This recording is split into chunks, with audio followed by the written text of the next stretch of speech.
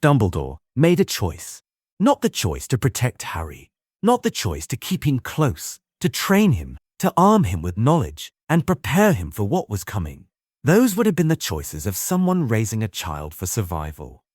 Dumbledore made the choice to raise Harry for a purpose, to withhold the prophecy, to shape every year of Harry's education around a destination Harry had never been told about and never agreed to. To construct, over 16 years, a human being who would be willing, who would choose to walk to his own death. That is the choice that turned Harry Potter into a weapon.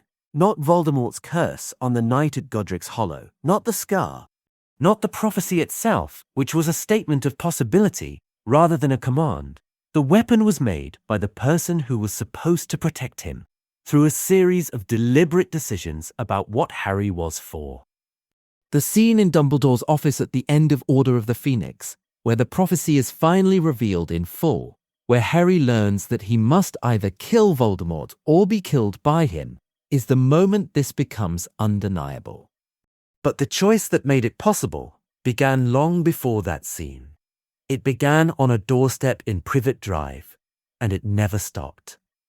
The prophecy and what it actually says. The prophecy does not say Harry Potter will destroy Voldemort.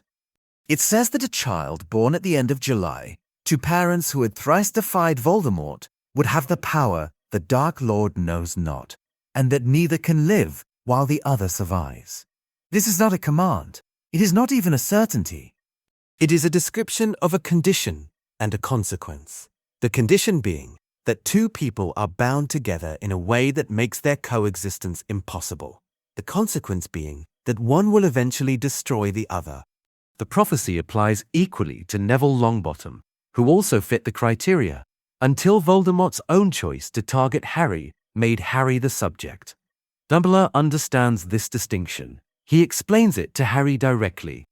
He says the prophecy gives Voldemort the information he needs to create the very enemy he fears. That it was Voldemort's terror of the prophecy, his decision to act against it, that locked Harry into the role. But Dumbledore also chose, from the moment he heard the prophecy, to treat it as a fixed outcome rather than a conditional one. He chose to believe that Harry would have to be the one to end Voldemort. He chose to build Harry's entire life around that belief. And critically, he chose to do it without telling Harry. The prophecy did not make Harry a weapon. Dumbledore's interpretation of it did. The architecture of withholding. Trace what Dumbledore tells Harry across the first 5 films, and a pattern becomes clear. Everything is given at the last possible moment, in the smallest possible amount, framed as protection. In the first year, Harry is told almost nothing about why Voldemort wants the Philosopher's Stone, about the full nature of the protection Lily's sacrifice provided, about what Dumbledore suspects about Quirrell. He is pointed toward the stone and trusted to figure out the rest. He nearly dies. In the second year, Harry is given no information about the Chamber of Secrets, no context for the basilisk, no warning that Tom Riddle's diary might be something other than what it appears. He goes into the chamber with a broken wand and a classmate's pet bird. He nearly dies. In the 4th year, when Harry arrives back from the graveyard with Cedric's body and the testimony of Voldemort's return, Dumbledore's first instinct is to extract information before addressing the state Harry is in. He prioritizes what Harry saw over what Harry is experiencing. And he still does not tell Harry about the prophecy, though by this point, he has known about it for 14 years. Each time, the justification is the same. Harry is not ready. The information would be dangerous. The burden is too great for someone his age. But readiness is not what Dumbledore is actually managing. What he is managing is Harry's trajectory. A Harry who knows the prophecy in year 1 is a Harry who makes his own choices about what it means. A Harry who discovers it at 16, after years of being shaped by dangers he did not fully understand, is a Harry who has already been formed by the path Dumbledore chose for him. The withholding was not incidental to the plan. It was the plan. What a weapon needs to become willing. A weapon that refuses to be used is useless. A weapon that chooses to be used is something far more powerful. Dumbledore needed Harry to walk voluntarily to his death. Not to be pushed, not to be tricked, not to be carried there by force. He needed Harry to understand what was required and to choose it anyway. Because the protection that Lily's sacrifice provided, the love magic, the ancient force that had already defeated Voldemort once, only worked if Harry repeated it. Only worked if Harry stood if everyone will be published infallible. This meant Harry had to be a specific kind of person. Not just brave. Brave people still run when the odds are impossible enough. He had to be someone for whom the people he loved mattered more than his own survival. Someone who had been given, over and over again, relationships deep enough to die for. Someone who had been shown, repeatedly, that self-sacrifice was the highest form of love. Look at what Dumbledore gave Harry across 16 years.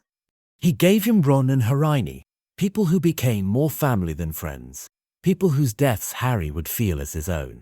He gave him the story of his parents, framed always in terms of what they died for and how that sacrifice saved him. He gave him Sirius, briefly, as the first real experience of unconditional belonging, and then allowed the circumstances that got Sirius killed, ensuring that Harry would carry survivor's guilt for the rest of the series. He gave him Dumbledore himself, as a model of wisdom and sacrifice and the willingness to die for what you believe. Every relationship Dumbledore permitted or encouraged in Harry's life was one that made Harry more willing to die for others. Not less. This may not have been conscious design. Dumbledore may not have sat in his office calculating precisely how much love Harry needed to become reliably self-sacrificing, but it was the outcome of his choices. And a man of Dumbledore's intelligence, in 16 years of stewarding one specific boy's development toward one specific end, cannot be absolved of the pattern his choices produced. The Horcrux Harry never agreed to be. The deepest truth about what Harry was turned into is revealed in the pensieve. After Dumbledore is dead and cannot be questioned about it, Harry is a Horcrux. On the night at Godric's Hollow, when Voldemort's killing curse rebounded, a piece of Voldemort's soul was driven into Harry, embedded in the scar, living inside him for 17 years without his knowledge. Harry has been carrying a fragment of the enemy inside him his entire life, and Dumbledore knew. Dumbledore worked it out from the beginning, refined his understanding of it over years of careful research, and said nothing. He said nothing because saying it would have forced a conversation Harry was not yet in position to handle, or because it would have altered Harry's trajectory in ways Dumbledore could not control. Or because the full truth: you are a container for a piece of the enemy's soul, and you will need to allow that piece to be destroyed, which means allowing yourself to be killed, was the kind of information that needed to be delivered at precisely the right moment, or not at all. Harry discovers it from Snape's memories in the final film, alone, while Dumbledore's portrait hangs silent on a wall. There is no one to ask, no one to rage at, no one to tell him what this means for his sense of himself, his understanding of his own life, his ability to locate where he ends and Voldemort begins. He was never asked to be a Horcrux. He was made into one by Voldemort's curse and then kept in that state by Dumbledore's silence. For 17 years, he was both the target of the prophecy and a container for the enemy, and neither of those things was anything he had chosen. A weapon does not choose what it carries. That is precisely what makes it a weapon. The moment Harry finds out, and what he does with it, Harry walks into the forest to die. He has just learned from a dead man's memories that his entire life has been a preparation for this moment. That Dumbledore raised him like a pig for slaughter, his own bitter words said aloud into an empty room to no one. That the scar on his forehead has always been a death sentence, not a mark of survival. That the man he loved most in the world knew this from the beginning and kept it from him, and is now dead and cannot explain himself.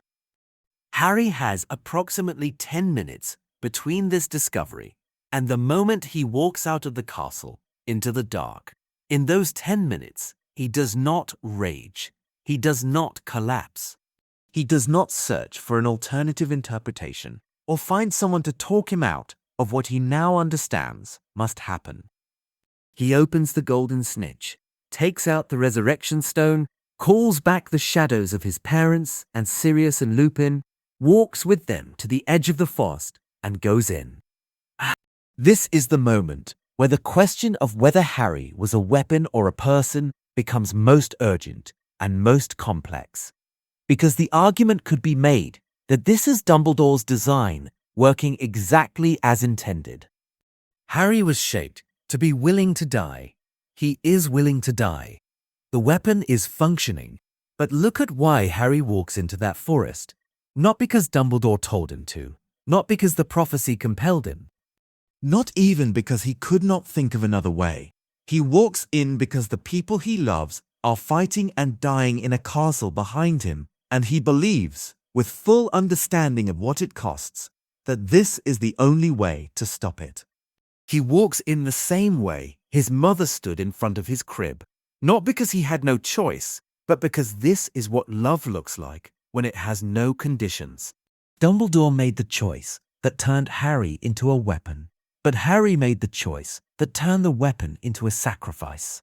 They are not the same choice, and the difference between them is the difference between being used and choosing to give. What Voldemort never understood about the weapon he feared. Voldemort spent decades trying to understand the power Harry had that he lacked. He knew about the prophecy. He knew about the blood protection. He knew that something had happened on the night at Godric's Hollow that his most advanced magical knowledge could not fully account for. He tested it, probed it, tried to replicate the conditions that might neutralize it. He took Harry's blood specifically to try to absorb the protection rather than be repelled by it. What he could never understand was that the power was not a technical magical phenomenon. It could not be replicated or absorbed or nullified because it was not a spell. It was the accumulated weight of every relationship Harry had formed,